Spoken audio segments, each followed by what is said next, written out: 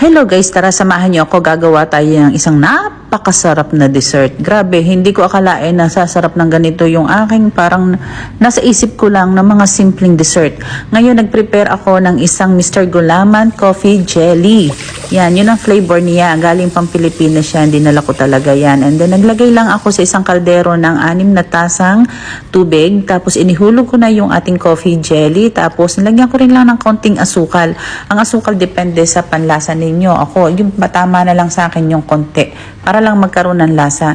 At nung medyo matunaw yon, inilagay ko na sa apoy at aking pinakuluan. At nung kumulo, inilagay ko na sa mga flat na lalagyan, sa square yan, para maganda ang ating paghahati mamaya.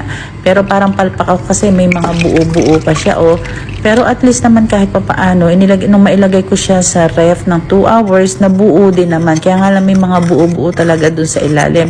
Pero don't you worry, hindi makaka-apekto yan sa lasa.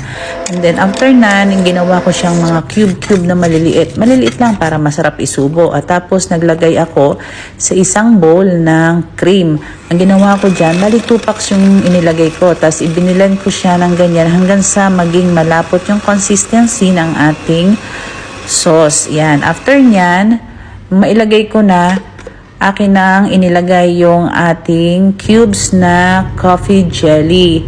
Nilagyan ko pa pala muna siya ng nitong condensed milk para magbalanse yung lasa ng ating coffee jelly na andoon ang masarap. Yan, inilagay ko na yung ating cubes na coffee jelly, pero parang nauntian ako kaya nagdagdag pa ako ng 1 pack. Gumawa pa rin ako ng 1 pack kasi noong mablend ko yung ating cream, nag-double size siya, 'di ba? Tapos yan, saglit lang, napakadali, sobrang dali ng ating dessert ngayon, pero napakasarap.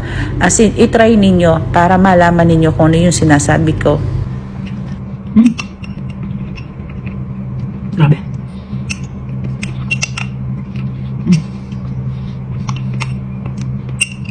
Sarap.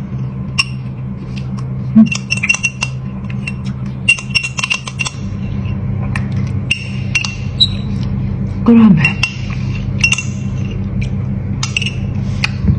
Bye. Thank you.